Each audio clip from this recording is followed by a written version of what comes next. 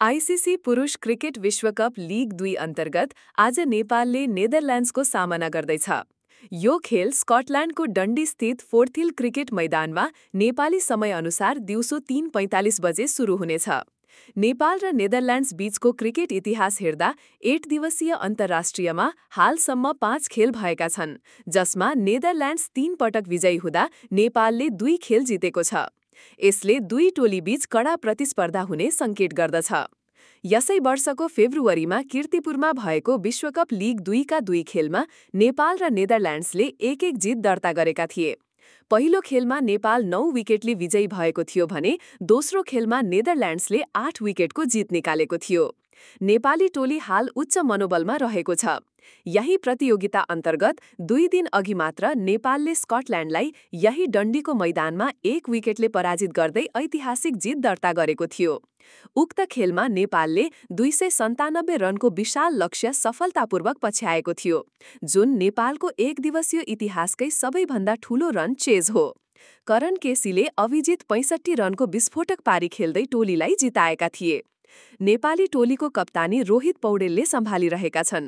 टोलीमा आसिफ शेख, कुशल भुर्तेल, सन्दीप लामिछाने, सोमपाल कामी, करण केसी, दिपेन्द्र सिंह ऐरी, गुलशन झा जस्ता अनुभवी र प्रतिभाशाली खेलाडीहरू छन्। तीव्र गतिको बलिङलाई थप मजबुत बनाउन नन्दन यादवलाई पनि टोलीमा समावेश गरिएको छ। यता नेदरल्यान्ड्स टोली पनि प्रतियोगितामा राम्रो प्रदर्शन गरिरहेको छ। अप्रिल 2025 को तथ्याङ्क अनुसार उनीहरू लिग 2 को अङ्क तालिकामा दोस्रो स्थानमा थिए।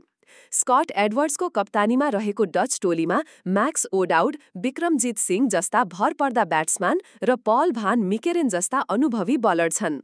यद्यपि आजको खेलमा उनीहरूका प्रमुख अलराउन्डर बासडे लिडा अनुपस्थित रहनेछन्। उनी काउन्टी क्रिकेटमा व्यस्त भएकाले यो खेल गुमाउने भएका हुन्, जसको असर नेदरल्यान्ड्सको प्रदर्शनमा पर्न सक्छ।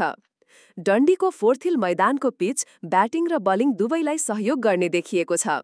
यहाँ पछिल्लो खेलमा नेपालले 297 रनको लक्ष्य सफलतापूर्वक पछ्याएको थियो, जसले पिच ब्याटिङका लागि पनि अनुकूल रहेको देखाउँछ। सामान्यतया यहाँ पहिलो इनिङ्सको औसत स्कोर 215 देखि 218 रनको हाराहारीमा रहने गरेको छ। टस जित्ने टोलीले मौसम र पिचको अवस्था हेरेर पहिले ब्याटिङमा बलिङ रोज्न सक्छ। मौसमको कुरा गर्दा डन्डीमा जुन महिनामा सामान्यतया दिनमा घाम लागे पनि बेला बेलामा हल्का वर्षाको सम्भावना रहन्छ। आजको मौसम सफा रहे खेल पूरा ओभर चल्नेछ, तर वर्षा भएमा खेल प्रभावित हुन सक्छ। दुवै टोली आज जित निकाल्ने रणनीतिमा हुनेछन्। नेपालको बलिङ आक्रमण, जसमा सन्दीप लामिछानेको स्पिन र सोमपाल कामी तथा करण केसीको तीव्र गतिको बलिङ रहनेछ, त्यसले नेदरल्यान्ड्सका ब्याट्सम्यानलाई चुनौती दिनेछ।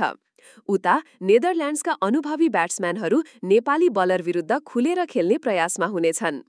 आजको खेल प्रतिस्पर्धात्मक हुने अपेक्षा गरिएको छ। नेपालको हालको फर्म, विशेष गरी स्कटल्यान्ड विरुद्धको जित र डन्डीको मैदानमा खेलेको अनुभवले टोलीलाई फाइदा पुग्न सक्छ। साथै नेदरल्यान्ड्सका प्रमुख खेलाडी बासडे लिडाको अनुपस्थितिले पनि नेपाललाई केही सहज हुन सक्छ। नेपालका लागि कप्तान रोहित पौडेल, कुशल भुर्तेल, करण केसी, सन्दीप लामिछाने, सोमपाल कामी, आसिफ शेख र गुलशन झाको प्रदर्शन महत्त्वपूर्ण हुनेछ। कुशल भुर्तेलले स्कटल्यान्ड विरुद्ध अर्धशतक बनाएका थिए भने करण केसीले अभिजित रहँदै टोलीलाई जिताएका थिए। नेदरल्यान्ड्सका लागि कप्तान Scott Edwards, opener Max O'Dowd, Vikramjit Singh, spinner Aryan Dutt र तीव्र गतिका बलर पल भान मिकेरेन मुख्य खेलाडी हुनेछन्। समग्रमा यो खेल दुवै टोलीका लागि विश्वकप लिग 2 मा आफ्नो स्थिति बलियो बनाउन महत्त्वपूर्ण छ।